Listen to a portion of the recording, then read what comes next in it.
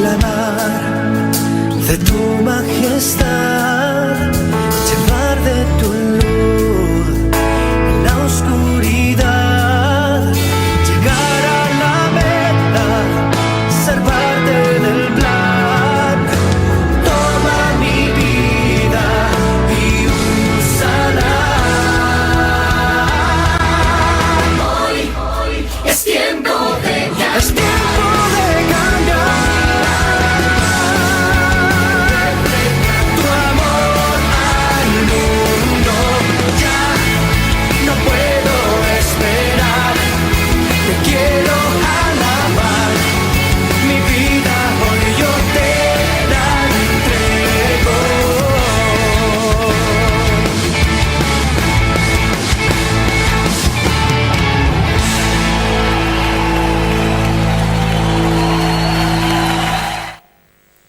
Bienvenidos a este nuevo programa de Enlace con el Señor.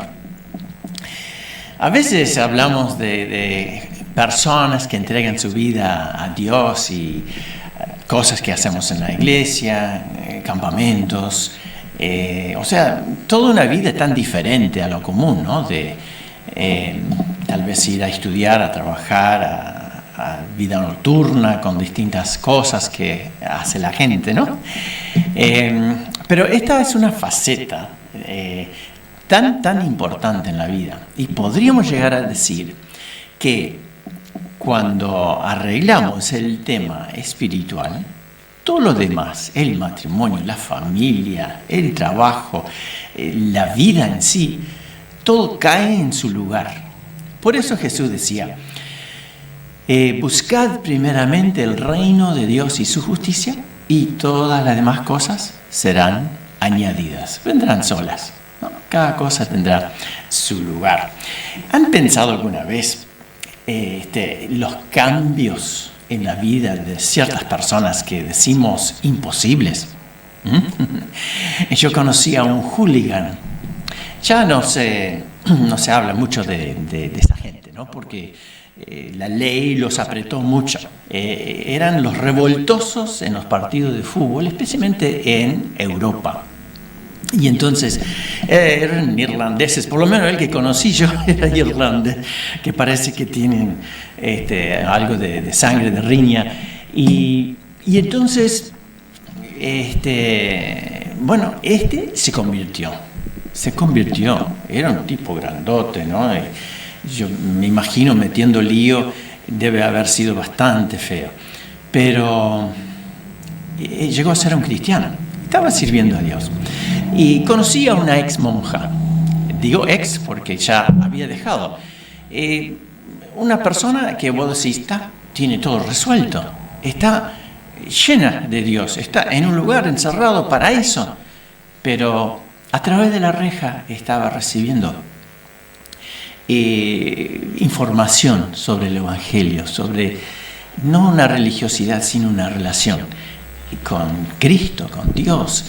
Y entonces la cuestión que luego que se escapó de allí, vamos a decirlo claro, estaba en Bolivia, hicimos 3 años juntos estudiando teología en Córdoba. Entonces, hay personas, una ex Mae, fíjense, ¿no? 20 años sirviendo a Satanás, haciendo todo tipo de ritos raros, incluso en algunos casos no hay que contar nada, ¿no es cierto?, a la persona que está en trance, porque es vergonzoso. Y bueno, ella se convierte.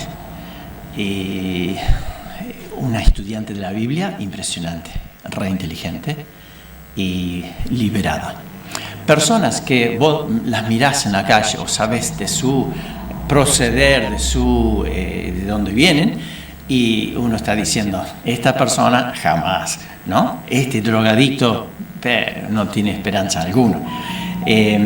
Así que estoy pensando en una persona víctima de abusos, todo tipo de abusos, queriendo matarse y de todo. Impresionante como Dios le ha dado un rostro de alegría a una familia, liberación, y conocimiento de Jesucristo como su Salvador. Hay gente demasiada buena y otra demasiado imposible para cambiar. Tal vez los más buenos son los más difíciles. ¿Por qué? Porque creen que tienen todo solucionado, que más o menos Dios va a poner todo en la balanza y de alguna forma u otra todo saldrá muy bien. Soy mejor que otros después de todo, así que el otro pagará y yo voy libre. ¿Será así? Entonces estoy pensando en lo que vivió Saulo. ¿Quién era Saulo? Claro, nosotros lo conocemos como el apóstol Pablo. Oh. Pero su nombre original fue Saulo. Y entonces Saulo era una persona impresionante de carácter, estoy seguro, porque soportó, no solo soportó, pero también dio. Pero vamos a ver un poco de Saulo de Tarso. Entonces, primero, vamos a leer en Filipenses capítulo 3 un poco de autobiografía que él hace de sí mismo. Dice así: aunque yo tengo también que confiar en la carne, o sea, en sus logros humanos. Si alguno piensa que tiene que confiar en la carne, yo más. O sea, si usted piensa que es re religioso, que todo está bien, Dios tiene que darle luz verde para entrar al cielo en cualquier momento. Pablo acá, Saulo, está diciendo, yo más. Si alguien tiene que confiar, yo más. Y entonces dice, circuncidado al 8º día. O sea que él pertenecía a los pactos de Dios desde el 8º día de su vida. Del linaje de Israel, una nación donde Dios había puesto el sello de su nombre. Y todavía hasta el día de hoy Dios está tratando con Israel de una forma muy especial. Aprendieron en medio del paganismo del Dios único. Único, claro. Otros eran politeístas. Dios les enseñó a creer en Él solo. Monoteísmo. ¿Sí? Y entonces tenía esa ventaja también.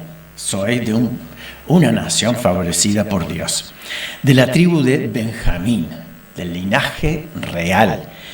Hebreo de hebreos. ¿No? Si alguien va a llevar la bandera, la llevo yo. ¿No? Hebreos de hebreos. En cuanto a la ley, todo esto que tenemos en el Antiguo Testamento, no solo los 10 mandamientos, sino todo lo que era el proceso y el ritual que acompañaba. Todo eso, dice, yo fariseo. Yo soy fariseo. Con decir fariseo ya pertenecía al élite, a los más estrictos en el cumplimiento de todo el Antiguo Testamento. En cuanto a celo, pasión, aquí se equivoca, dice perseguidor de la iglesia. ¿Qué le pasó? En cuanto a la justicia que es por la ley, irreprensible. Irreprensible significa que no tenía nada que podían decir contra él. Podían aplicar todas las leyes, buscar todos los libros de contabilidad, de lo que fuera, y no había ninguna cosa mal hecha, ¿no? Pero cuántas cosas eran para mi ganancia, las he estimado como pérdida por amor de Cristo. Todo esto que hemos venido leyendo de su currículum, donde él se jactaba, podemos decir, en un momento de su vida del pasado, se jactaría de ser así, hebreo de hebreos, y hasta perseguidor de la iglesia. Sí, yo a estos cristianos los termino. Y entonces, ¿por qué? Porque la ley enseña otra cosa. Entonces, él, cerrado en su fanatismo, y nosotros podríamos estar preguntándonos, ¿y cómo podría llegar a ser cristiano un hombre sin esperanza? De ninguna forma podemos verlo convertido. Pero entonces, dice él mismo acá, años después, cuantas cosas eran para mí ganancia, las he estimado como pérdida por amor de Cristo. Y ciertamente aún estimo todas las cosas como pérdida. Todos los diplomas en las paredes de cosas que había hecho en el judaísmo, en su vida del Antiguo Testamento, dice, cuento como pérdida por la excelencia del conocimiento de Cristo Jesús, mi Señor, por amor del cual lo he perdido todo. Claro, porque como vamos a ver hoy, si nos da la hora, aún sus amigos se volvieron en contra. ¿Sí? Es uno de los precios que uno paga por ser cristiano, de verdad. ¿Sí? Entonces lo he perdido todo. Lo tengo por basura para ganar a Cristo. Por basura. Todo eso. Entonces, ¿qué le queda? Le queda a Cristo. Vive para Dios. Dios lo llena. Y entonces terminamos la lectura diciendo, y ser hallado en Cristo, no teniendo mi propia justicia, que es por la ley, sino la que es por la fe de Cristo. La justicia que es de Dios por la fe. Vivía por la fe. Dice más adelante, justificados pues por la fe tenemos paz para con Dios por medio de nuestro Señor Jesucristo. Entonces, acá este hombre intelectual, intransigente, militante en sus creencias y tan religioso como los que mataron a Jesús. Pero ahora, tiempo después, está diciendo todo, un error, todo un error. Y vamos a leer un poco de su historia, ¿sí? Dice en Hechos capítulo 8, dice, Saulo consentía en la muerte de Esteban. En aquel día hubo gran persecución contra la iglesia que estaba en Jerusalén y todos fueron esparcidos por las tierras de Judea y de Samaria. Todos fueron cada vez más lejos, ¿no? Salvo los apóstoles. Los apóstoles se quedaron en Jerusalén, ¿sí? Y hombres piadosos llevaron a enterrar a Esteban e hicieron gran llanto por él.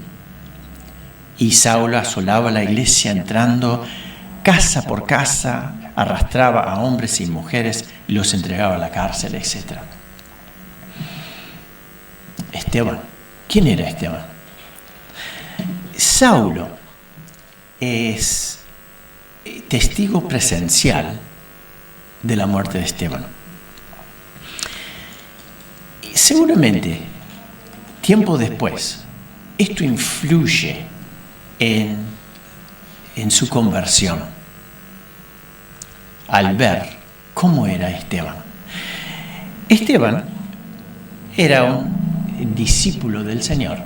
No caminó con Jesús, era uno de los creyentes de Jerusalén. Necesitaban 7 hombres. Como crecía la iglesia, necesitaban 7 hombres, pero no cualquiera. ¿Y cuál era la tarea? La tarea principal era la administración. La administración para repartir a los pobres. Sí, y a pobres sin discriminación, que es un dato importante. Pero más allá de la tarea, la persona tenía que ser así, sin tacha, de adentro para afuera. Dice, de buen testimonio, lleno del Espíritu Santo, de sabiduría y lleno de fe. Entre esos, toda la congregación, que ya eran varios miles, eligieron entre 6 más a Esteban. Entonces, este Esteban cumplía su tarea, pero también predicaba, conocía la palabra de Dios. Y entonces se enojaron tanto los que habían matado a Jesús que los llevaron ante el concilio. Y entonces él les presentaba el Evangelio. Y dice que su rostro era como de un ángel. Y después les muestra a los religiosos de su día cómo habían, a través de su historia, resistido la palabra de Dios. Y llega a un momento acá donde dice, duros de cerviz, de cuello, así, de cuello duro, e incircuncisos de corazón y de oídos. Vosotros resistís siempre al Espíritu Santo. Qué terrible es resistir al Espíritu Santo. Tiempo atrás hablamos de que el arrepentimiento es obra del Espíritu Santo. Cuando yo me siento mal por mi pecado delante de Dios, no simplemente por las consecuencias, sino porque ofendí a Dios. Entonces, es obra del Espíritu Santo obrando en mí. Y aquí Esteban está diciendo, ustedes siempre resisten al Espíritu Santo. También dice la Biblia que el Espíritu Santo nos muestra las glorias de Cristo. Que Cristo no es para ser crucificado, sino para ser recibido como Señor y Salvador. Y entonces Él es Señor de nuestra vida, a menos que estemos resistiendo al Espíritu Santo. Entonces les dice a los religiosos, ustedes están resistiendo al Espíritu Santo. ¿A quién no persiguieron sus padres y mataron a los que anunciaban de antemano la venida de Cristo, de quien vosotros ahora habéis sido entregadores y matadores? Vosotros que recibisteis la ley por disposición de ángeles y no la guardasteis. Oyendo esto, se enfurecieron en sus corazones. Crujían los dientes contra él. Podemos imaginar ese movimiento de los dientes, ¿no? Y Esteban, lleno del Espíritu Santo, puestos los ojos en el cielo, vio la gloria de Dios y a Jesús que estaba a la diestra de Dios.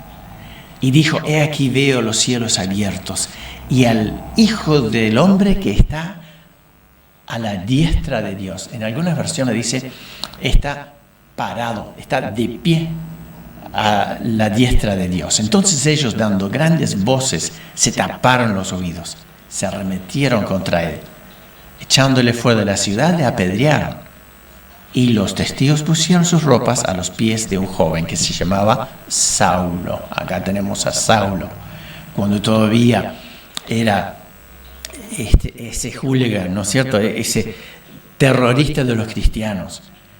Y apedreaban a Esteban mientras él invocaba y decía, Señor Jesús, recibe mi espíritu. Puesto de rodillas, clamó a gran voz, Señor, no les tomes en cuenta este pecado. Y habiendo dicho esto, durmió. Los judíos creían en la lapidación, ¿no? Que es muerte por apedreamiento, por blasfemia.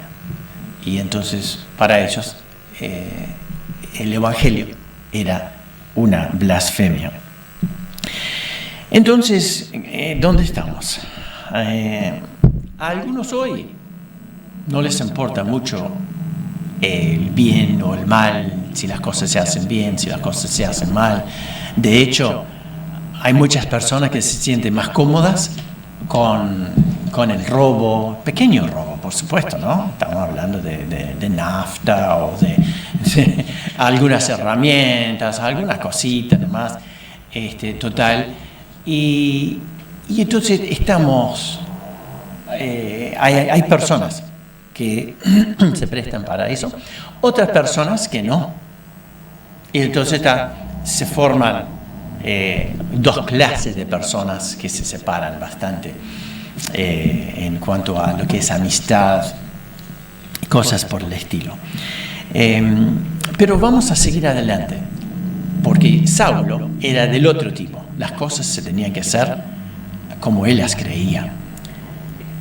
Tenemos entonces un Saulo que conoció a Esteban, pero perseguía a las personas que eran como Esteban. Personas re nobles, con una convicción. Estas personas, llenas de Espíritu Santo, de fe, de buen testimonio. Pero de todos modos, Saulo asolaba la iglesia, entrando casa por casa, arrastraba a hombres y mujeres y los entregaba en la cárcel. Pero los que fueron esparcidos, ¿se fueron calladitos? No, dice que iban por todas partes anunciando el Evangelio. Y vamos a detenernos un poquito aquí para ver un pedacito de la vida de Saulo, como está en un video.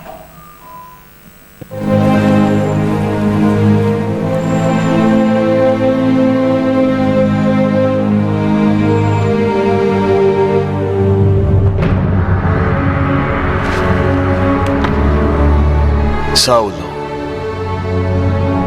Saulo, ¿por qué me persigues? ¿Quién eres, Señor? Yo soy Jesús, a quien tú persigues. Dura cosa te es dar coces contra el aguijón. Señor, ¿qué quieres tú que yo haga? Levántate y entra en la ciudad, y allí se te dirá lo que debes hacer.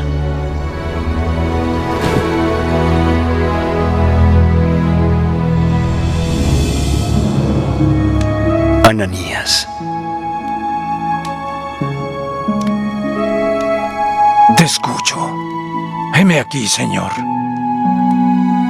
Levántate y ve a la calle que se llama Derecha, y busca en casa de Judas a uno llamado Saulo de Tarso, quien está orando, y ha visto en visión a un varón llamado Ananías, que entra y le impone las manos para que recobre la vista.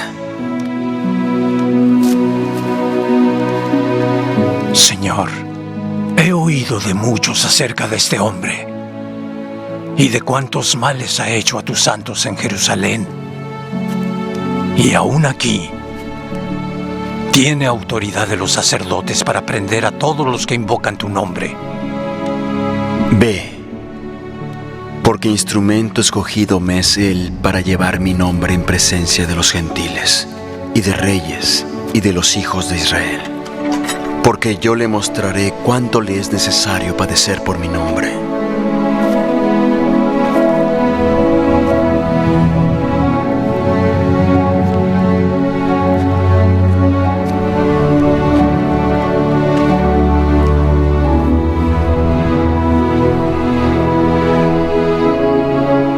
Hermano Saulo, el Señor Jesús, que se te apareció en el camino por donde venías, me ha enviado para que recobres la vista y seas lleno del Espíritu Santo. Hermano Saulo, recobra la vista.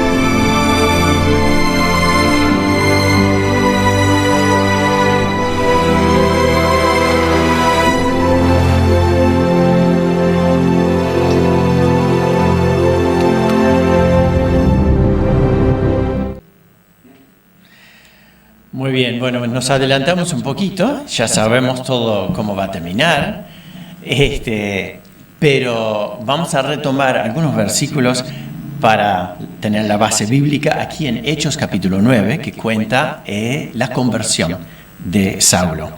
Entonces, esa luz en el camino, y versículo 4 dice, cayendo en tierra, oyó una voz que le decía, Saulo, Saulo, ¿por qué me persigues? Resulta que Jesús le estaba hablando y dice, ¿quién eres, Señor? Yo soy Jesús, dice la voz. Yo soy Jesús a quien tú persigues. Dura cosa te es dar coces contra el aguijón. O sea, dar patadas contra la espina. Te estás lastimando, Saulo, ¿no? ¿Cuánta gente se lastima pensando que está haciendo lo bueno? Porque él estaba en una misión para capturar a más cristianos. Pero Jesús lo detuvo y dice, te estás lastimando. Jesús sigue amándonos a pesar de nuestro error y nos busca y toca nuestra vida. Y entonces detuvo a Saulo en el camino. Seguramente Saulo reconoció esa voz de Jesús, porque él conocía todos los movimientos de la capital de Jerusalén. Habrá escuchado hablar a Jesús, habrá visto un montón de cosas, tendría muchas incógnitas, cosas que no entendía. Habrá visto la crucifixión, tal vez por su posición habría dado su opinión hasta en la crucifixión del Señor. Pero habrá visto también los creyentes recibiendo el Espíritu Santo, miles siendo bautizados, y cómo vivían, cómo se querían. Entonces tenía muchas preguntas, muchas dudas, y ahora esa voz, Jesús, estás vivo, te matamos en la cruz, y Jesús está vivo. Vuelve, 3 días sin ver, 3 días para pensar, 3 días sin celular, diríamos nosotros hoy. Qué bendición. Y entonces tuvo tiempo de pensar, y entonces es ahí donde Ananías, como vimos en el video, viene por mandato de Dios y le confirma en su nueva fe. Saulo predica, Saulo enseguida anuncia a Cristo como Salvador, y entonces se bautiza aún antes de comer, porque estuvo 3 días sin ver y sin comer. Pero ahora es todo para Cristo, y mucho del Nuevo Testamento es escrito por Él. Los cambios. Dios quiere tomar tu vida y hacer algo valioso con tus talentos, los dones que Él te puede dar y con los propósitos que Él tiene. ¿Has aceptado a Cristo? ¿Has dejado de resistir al Espíritu Santo con prejuicios y cosas? Y haber visto a Jesús como tu Salvador. La invitación está hecha de decirle a Dios, Dios, te entrego mi vida, acepto que la sangre de Jesús derramada en la cruz sea mi sustituto ante una justicia que yo no podía cumplir. Pero ahora vivo para ti. Hacer esa oración, entrégate a Cristo hoy mismo, y será hasta la próxima vez. Hoy es tiempo de cambiar. Es tiempo de cambiar. Tu amor al mundo. Ya no puedo esperar. Te quiero.